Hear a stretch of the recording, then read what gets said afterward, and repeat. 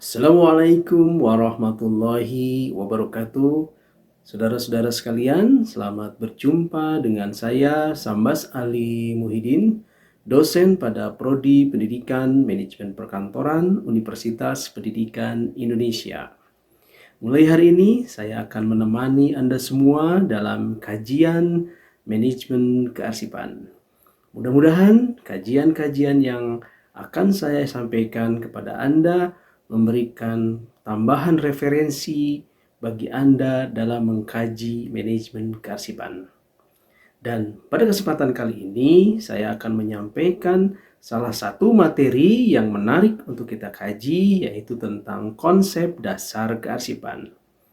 Seperti apakah penjelasan tentang konsep dasar kearsipan?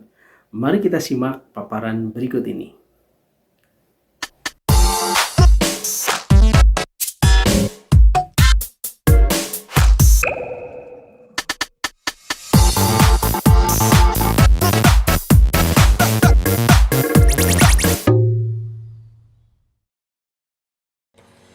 Saudara-saudara sekalian, mari kita mulai kajian kita kali ini diawali dengan pertanyaan, apa yang disebut dengan arsip? Dalam kajian literatur kita, banyak berkembang konsep tentang arsip, termasuk di dalamnya terminologi yang digunakan. Sebut saja kita mengenal istilah arsip dan dokumen. Di Indonesia, istilah arsip dan dokumen digunakan secara bergantian. Namun istilah arsip lebih sering terdengar dibandingkan dengan dokumen, khususnya pada lembaga-lembaga pemerintah. Regulasi kita bahkan membedakan istilah arsip khusus untuk lembaga pemerintah dan dokumen untuk lembaga privat atau swasta. Undang-Undang Nomor 43 Tahun 2009 misalnya bicara tentang kearsipan, sementara Undang-Undang Nomor 8 Tahun 1997 berbicara tentang dokumen perusahaan. Dalam literatur internasional, terminologi yang sering kita temukan adalah archive dan record. Record di Indonesia sinonim dengan arsip dinamis dan archive sinonim dengan arsip statis. Oleh karena itu, saudara-saudara, jika kita menemukan literatur berbahasa Inggris dengan judul Record Management, itu berarti literatur tersebut membahas tentang manajemen arsip dinamis, termasuk ISO 15489 tentang Record Management Standard yang diatur adalah standar pengelolaan arsip dinamis.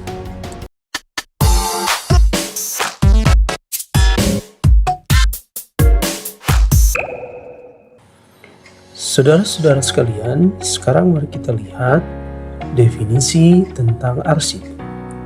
Jika kita pelajari beberapa literatur yang membahas tentang definisi arsip, maka secara umum kita bisa menyebutkan bahwa arsip adalah informasi tentang kegiatan atau peristiwa yang terekam atau tersimpan dalam berbagai bentuk media dan karakteristiknya, baik yang diterima atau yang dibuat oleh perseorangan atau organisasi sebagai bukti pelaksanaan atau operasionalisasi kegiatan organisasi.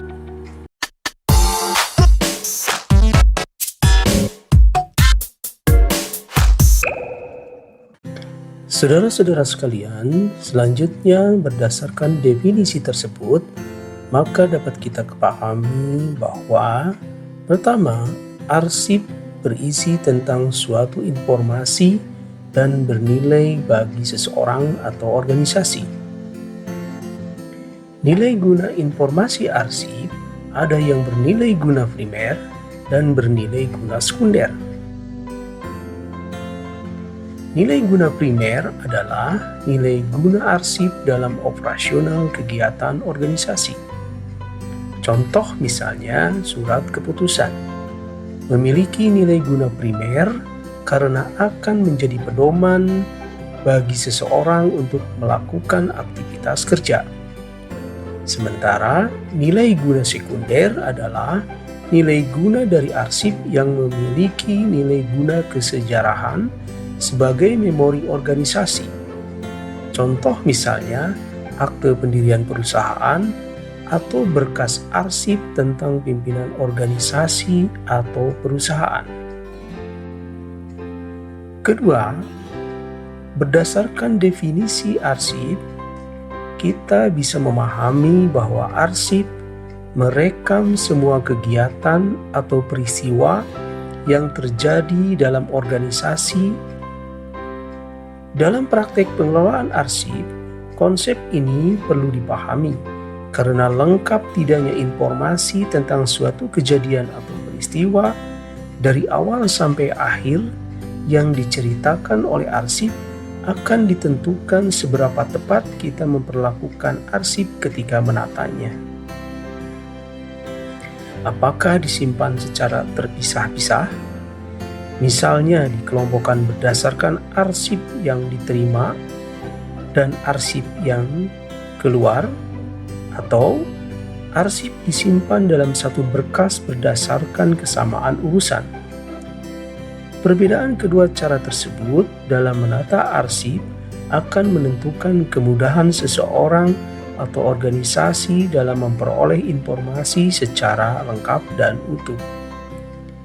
Ketiga, definisi arsip memberikan pemahaman kepada kita bahwa arsip sebagai bukti kegiatan yang sudah dilaksanakan, baik oleh seseorang atau organisasi, sehingga bisa dijadikan sebagai bukti pertanggungjawaban. Dan keempat, definisi arsip memberikan pemahaman bahwa media arsip itu berbeda-beda sesuai dengan jenis atau karakteristik arsipnya. Medianya bisa berupa kertas, audio, visual, atau elektronik.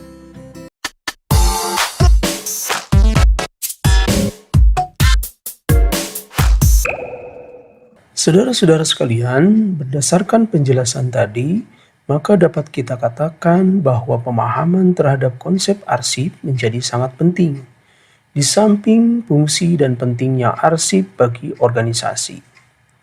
Mengapa demikian? Karena pemahaman seseorang atau kita terhadap konsep arsip akan mempengaruhi bagaimana perlakuan kita terhadap arsip.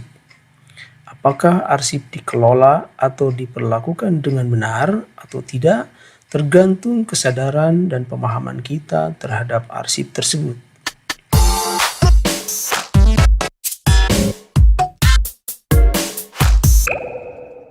Saudara-saudara sekalian, jika kita telusuri, maka kita akan melihat setidaknya ada 3 kelompok orang dalam memahami arsip. Kelompok pertama, orang memahami arsip hanya sebagai sebuah benda. Arsip tidak lebih dari sehelai kertas, sebuah buku, seberkas map, selembar foto, dan lain sebagainya. Jika orang memahami arsip sebagai sebuah benda, maka sudah dipastikan arsip tidak memiliki nilai bagi pemiliknya. Tidak ada perlakuan khusus terhadap arsip. Arsip dapat disimpan di mana saja tanpa memperhatikan karakteristik arsip tersebut, atau bahkan norma, standar, prosedur, dan kriteria selayaknya memperlakukan arsip. Bagi organisasi, bahkan mungkin bagi personal, pemahaman terhadap arsip sebagai sebuah benda ini sangat berbahaya dan akan menghambat aktivitas organisasi. Karena akan ada masalah-masalah yang muncul kemudian berkaitan dengan sejumlah aktivitas kerja tertentu yang berhubungan dengan arsip. Kelompok kedua adalah orang yang memahami arsip sebagai sebuah benda yang memiliki informasi dan bernilai guna.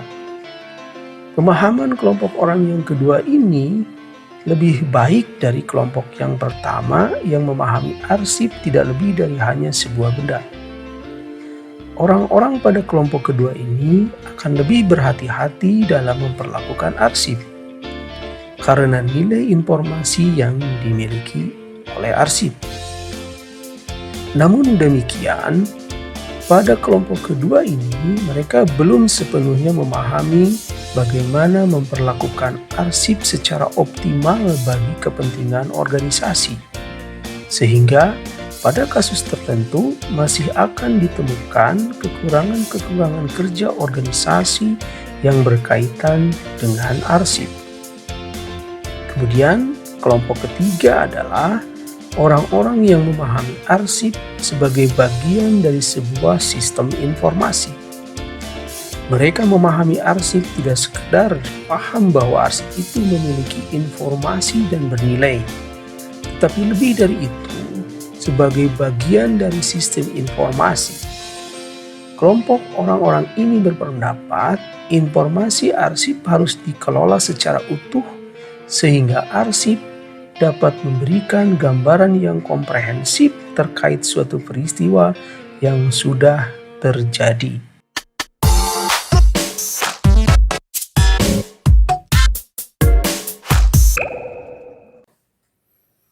Saudara-saudara sekalian, demikian tadi kajian kita tentang konsep dasar kearsipan. Mudah-mudahan pemahaman kita yang baik terhadap konsep dasar kearsipan akan menjadikan kita memperlakukan arsip dengan baik. Semoga bermanfaat. Sampai jumpa di kajian manajemen kearsipan selanjutnya bersama saya Sambas Ali Muhyiddin. Wassalamualaikum warahmatullahi wabarakatuh.